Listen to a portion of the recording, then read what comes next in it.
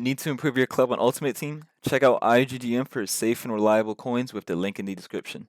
Get an extra 5% discount with code NA.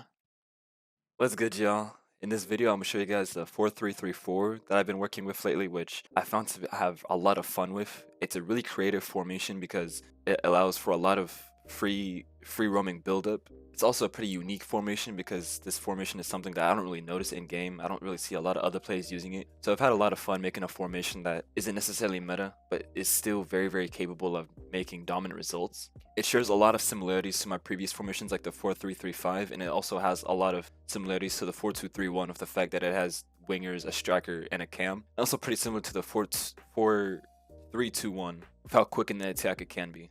Overall, it's a very good formation that I've had a lot of fun with, and it's a formation that I'd highly recommend you guys use. And without anything else, going straight into the tactics, I have it set to my ultra defensive right now, and defensive style balanced, 45 width, 60 depth. Every single video you guys are gonna see that my width for four defender formations is always gonna be exactly 45. I might have it a little bit lower or a little bit higher, but this general area is gonna be perfect because with this width, the goal is to make sure where the team is narrow enough where it's not too narrow that the other team can switch the ball and get a lot of attacks going, and they're also getting overwhelmed on defense with my defense because of the fact that since it's so narrow, there's going to be less gaps in the defensive line. If we have it too wide with four defenders, they're going to have way too easy of a job getting strikers to be open in the middle, while when it's as narrow as possible, those strikers are going to be struggling to find space inside the box or inside the defense. However, you don't want it to be too narrow, obviously, because if it is, then they're just going to keep switching the ball, and then they're going to be doing things like cutbacks and things like that. You don't want that either, so finding a perfect middle ground is going to be essential, and I found that with 45. 60 depth, because if you don't want to play 71 depth, 60 depth is probably your best option, because it still incorporates the gameplay advantages of having a high line and having that 71 depth. However, it doesn't have that obnoxious team press, the obnoxious overload ball side. It doesn't have that meta thing to it. However, you're still very capable of using 60 depth, even to go at 20-0, because I went 20-0 very consistently with 60 depth. So 20 or 60 depth is still going to be pretty good to use. If you still want to use 70, go right ahead. You're honestly a rat if you do, all due respect. However, I'm not going to judge you. Play how you want. I'm not going to tell people how they can and cannot play. But 71 depth is just kind of ratty to me. But like I said, if you want to bump this up to 71, go right ahead. I won't say anything. Build up play balance with direct passing. Honestly, I've had no reason to change this so far. I feel kind of guilty because I've used this in every single formation video that I've done so far. But it's perfect for build up. It's perfect for getting through balls. It's perfect for everything, really. It's perfect for the meta. So there's no point really changing this. 45 depth, because the primary goal of having a slightly more narrow team is that we want those wingers in the attack, in the front three, to tuck in and go inside of the other team's fullbacks. The reason why we want to do this is because it allows to basically remove that fullback once you get that ball in between their defense. And once you get that player in through, you don't have to worry about that fullback anymore because he's going to be on the outside of the player, closest to the touchline. When that occurs, you're basically making it a lot more easier because you just removed a step that you have to deal with. And once your player is through, it's going to make it easier to get a shot on target, or you can pass to a striker. It does mean that you're going to be creating less cutback chances, but to be fair, you're not going to need cutback chances with a formation like this. Players in box 6, and primarily because this acts as a limit, so you're not going to actually see 6 players in the box. However, whenever you decide that, oh shoot, like I need an extra player in the box, and then you have a player that you trigger a run with, like a fullback or a defender or anything, this players in the box thing basically means that once they attack with that player that you triggered a run with that doesn't normally attack, they're going to stay up for the attack for the remainder of the attack. People like to do things like 4 or whatever, and I don't really see the point because let's say you have a fullback that joins the run, it's going to mean that there's only going to be 4 players in the box and another player is going to drop back and take its spot. I'm not really a fan of that because I want to be able to assess the risk and reward of bringing in an extra player. So whenever I'm desperate or whenever I feel like I have a perfect chance, I'll have an extra player in the attack. And then if I get punished for it on the counter attack, then I can assume responsibility for that. And then corners and free kicks, your choice. Before I go ahead and show you guys the instructions, I just wanted to briefly mention that as shown on the screen right here, my rate of subscribers is pretty interesting. So if you guys like the formations that I create and you guys want to stay up to date with any other formations that I create in the future, go ahead and subscribe. Additionally, I'm building a Discord community where you can find FIFA discussion related to tactics, daily content, squad building, basically anything FIFA related. You can join today with the link in the description. And going straight to the instructions, we're going to go start with the striker. Stay central, getting behind, and stay forward. The reason why we do this is because it's essential that with formations with one striker, you're going to want him to be on stay central, getting behind, and stay forward. Stay central is essential because you're always going to need that imposing number 9 to always be there for tap-ins and things like that. Getting behind because this formation is really, really good on the counter attack. And then stay forward because with getting behind, it's going to create pressure on the defensive line. Because if you don't have a player that's making pressure and with those through runs or whatever, it allows the other team's high line to get even higher and higher because they don't have a attacking player that's causing pressure and causing them to have to track back and cover a run. I see a lot of formations nowadays try not to have getting behind players or stay forward players, and this is just going to be a huge problem because it's just going to suffocate you in the attack. This just gives the other team's defensive line more freedom to have to step up and not have to worry about a player that's going right through the attack. And with that being said, your wingers, basic defensive support, cut inside, getting behind, get into the box for cross. You're going to have that on both of the wingers. And the reason why we say that is because basic defensive support, only because these players are already going to track back pretty far. So you don't really need them to track back even farther. You want them to at least be there for the counterattacks. Cut inside, you'll notice that when you get the ball, or when the ball is near that winger, you'll notice that the player will literally make an inside run and go inside of the fullback. This is so good. Like, I can't underestimate how good this is, primarily because once you get that ball to that winger, that fullback is no longer relevant because he's going to have the pace and that fullback is going to be away from the goal. Like, your player is going to be closer to the goal. So when you're able to get away from that fullback, you'll realize that you have a lot more options because you don't have to beat that fullback anymore. That fullback is basically removed from the equation for the remainder of the attack. That in combination with getting behind is going to be so essential. It's just going to make attacking like several steps quicker, several steps easier. And then your cam, basic defensive support, basically just literally everything defensive, or basically literally everything balanced. Just don't touch it. The reason why we say that is because the thing about cam is that it's the one position in the game that's just filled with a lot of different AI. When I say this because the cam's gonna be that one player that's gonna be like an extra player. So it's gonna be like the Mizzou Ozil of your team. It's gonna be a creative player that's gonna be everywhere, wherever there's space needed. Because it's important to know that with the cam position, he's gonna go anywhere in that final third, in that attack where there's a lot of space.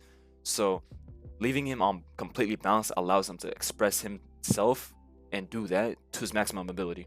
So this player is like, he's literally just gonna be your number 10. He's gonna be a very creative player. If you get a red card, this is the player that you want to remove because you won't really need him anymore. And yeah. And then your double pivot midfield, starting with one player is gonna be the CDM primarily. Stay back while attacking, cover center. That's it. Everything else on default.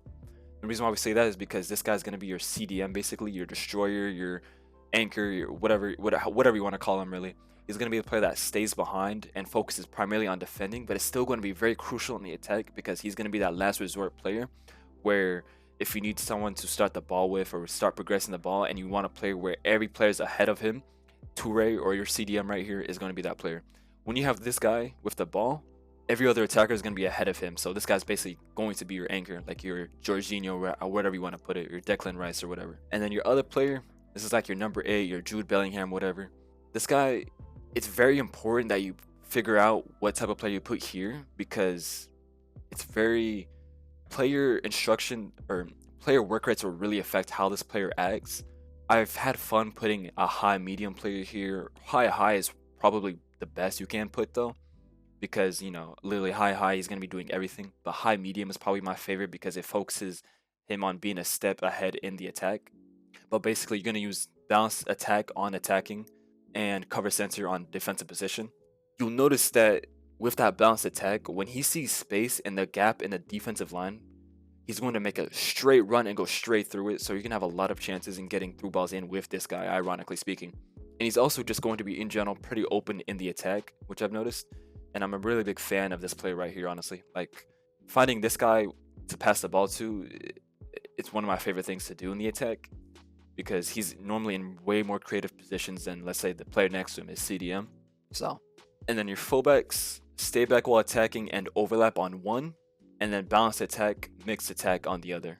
Let's start with the defending one, which is a stay back while attacking overlap one. I know in other videos, normally I say there has to be a specific one that's attacking, specific one that isn't. Right now, that's not really the case anymore with this formation because this formation in the attack is perfectly symmetrical. So you can pick the one I would pick to attack is going to be the one that has better attacking stats. And for me, I like Kai Havertz because he has that whip pass, so I'm able to send crosses in. So he's basically like another Bacha. So Joao Cancelo's gonna be on stay back while attacking an overlap because he's gonna be a player that literally stays back, and then the overlap makes him basically the overlap forces him to hold the touchline as often as possible, even though he's not attacking. Really, overlap, all it does is it forces him close to the touchline, so he doesn't join the midfield. He doesn't do anything dumb really. He just stays as wide as possible. But we don't do that with Havertz right here. We leave him on balance attack, mix attack. That way he does join the midfield a little bit. And I'm also a fan of the fact that he does have a little bit of shooting stats, so he can be beneficial in the attack. So we leave him on mix attack as well. That way he can go in the box, or he can make unique runs and join the midfield. But he's only going to do that so often because of the balance attack. Because he's not always going to overlap, since he doesn't have the overlap run type, with balance attack, he's going to only join the attack every once in a while. This is going to be so helpful because it makes him really unpredictable. So you can trigger an attack through your left back right here, or your fullback that's going to be attacking, and your other player is probably not going to your other team's probably not going to even notice it, or notice that you're doing it over and over again. So it's going to be really unpredictable, and it's going to be really easy to attack against or attack with, because the other team's not going to predict it. Some things and some attacking tips that I do have, starting with the fact that this formation, you have to remember, is a very symmetrical formation. I know that with the fullbacks, they're not symmetrical because there's only going to be one joining the attack, but you have to remember that when that player joins the attack, when that attacking fullback joins the attack, your other players are going to set up in a 3-defender formation, and your center backs are going to basically spread apart a little bit, that way that there's not a hole in the defense. This is obvious, I know. However, it's important to note that this formation is very symmetrical because of that.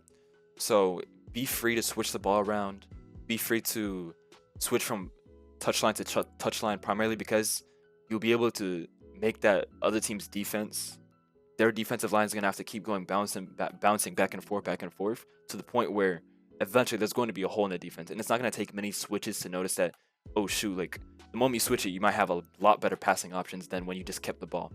I know it can be considered ratty to switch the ball, however, it's one of the best ways to attack, primarily because teams' defenses are naturally very narrow, and when you keep the ball on one touchline, you're preventing yourself from finding a lot of passing opportunities. Another thing that I'd highly suggest that you guys keep in mind when you play this formation is to always look at your cam.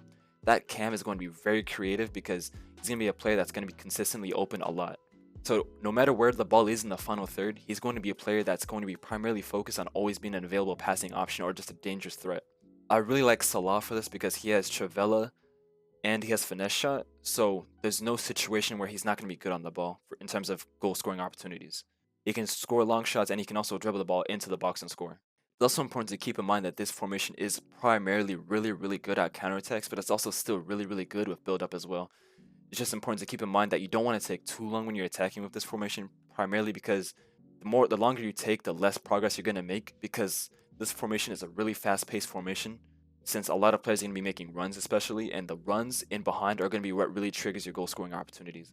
You can build the ball around and progress the ball slowly, however, the true way to unlock the other team's defense is to get that ball in behind, unless the other team is all the way back at their goal, where at that point really all you can do is pass at the box, inside the box, and get a goal in. But other than that, if you're not in that situation and you're building up, always keep an eye open for those through runs. And for this video, that's going to be all. If you guys like this formation, if it's worked for you, if it's given you success, or if there's any other formations that I've released in the past that have been really good for you, that have improved your weekend league results, go ahead and leave a like, comment, subscribe. Leave a comment if you have any questions. I'll try to answer them as quickly as I can. And without further said, that's all.